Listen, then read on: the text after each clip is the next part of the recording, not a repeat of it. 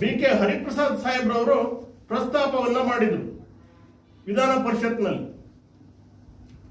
ಸಿದ್ದಾಪುರದಲ್ಲಿ ಈ ರೀತಿ ಭಯಂಕರವಾದ ಒಬ್ಬ ಭಟ್ಟ ಕೊಲೆ ಮಾಡಿಸಿದ್ದಾರೆ ಅಂತೇಳಿ ಅದು 100% ಸತ್ಯ ಆಗ್ತಾ ಇದೆ, ಆಗಿದೆ ಕೂಡ. ಅದು ತನಿಖೆಯಿಂದ ಅದಕ್ಕೆ ಯಾರ್ಯಾರು ಭಾಗಿಯಾಗಿದ್ದಾರೆ ಅವ್ರನ್ನ ಎಲ್ಲರನ್ನೂ ತರಬೇಕಾಗಿದೆ. ನಾವು ಸನ್ಮಾನ್ಯ ಬಿ ಕೆ ಹರಿಪ್ರಸಾದ್ ಸಾಹೇಬ್ರ ಹತ್ರ ವಿನಂತಿಯನ್ನು ಮಾಡ್ತೇನೆ ಮಾಧ್ಯಮದ ಮುಖಾಂತರ.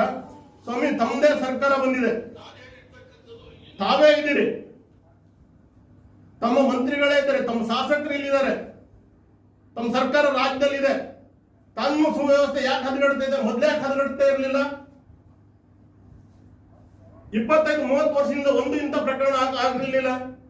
ಈಗ ಎರಡು ವರ್ಷದಿಂದ ಈ ಕಡೆ ಬೇಕಾದಷ್ಟು ಪ್ರಕರಣಗಳಾದವು.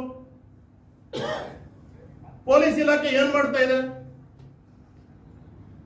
ಶಾಸಕರು ಪ್ರತಿ ತಿಂಗಳ ಕೆಡಿಪಿ ಮೀಟಿಂಗ್ ತಂದಾಗ ಏನು ವರದಿ ತಗೊಳ್ತಾ ಇದ್ದಾರೆ? ಕಾನೂನು ಸುವ್ಯವಸ್ಥೆ ಏನಾಗಿದೆ? ಲಾ ಅಂಡ್ ಆರ್ಡರ್ ಏನಾಗಿದೆ ಇಲ್ಲಿ ಸಿದ್ದಾಪುರದಲ್ಲಿ?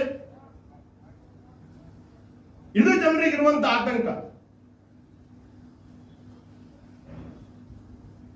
ಹಾಗಾಗಿ ಇದು ಸಂಪೂರ್ಣ ತನಿಖೆ ಆಗ್ಬೇಕು. ಇದಕ್ಕೆ ಯಾರ್ಯಾರು ತಪ್ಪಿತಸ್ಥರಿದ್ದಾರೆ, ಅವ್ರು ಫೋನ್ ಟ್ರ್ಯಾಪ್ ಮಾಡಿ ಯಾರ್ಯಾರು ಹಚ್ಚಿದ್ದಾರೆ, ಪೊಲೀಸರು ಇರ್ಬೋದು, ರಾಜಕಾರಣಿಗಳಿರ್ಬೋದು, ಯಾರೇ ಇರ್ಬೋದು, ಅವ್ರು ಕೂಡಲೇ ಅವ್ರನ್ನೆಲ್ಲ ತಂದು ಎನ್ಕ್ವೈರಿ ಮಾಡಬೇಕು ಅನ್ನುವಂಥ ವಿನಂತಿಯನ್ನ ನಾನು ಮಾಧ್ಯಮ ಸ್ನೇಹಿತರಲ್ಲಿ ವಿನಂತಿಯನ್ನ ಮಾಡ್ತೇನೆ.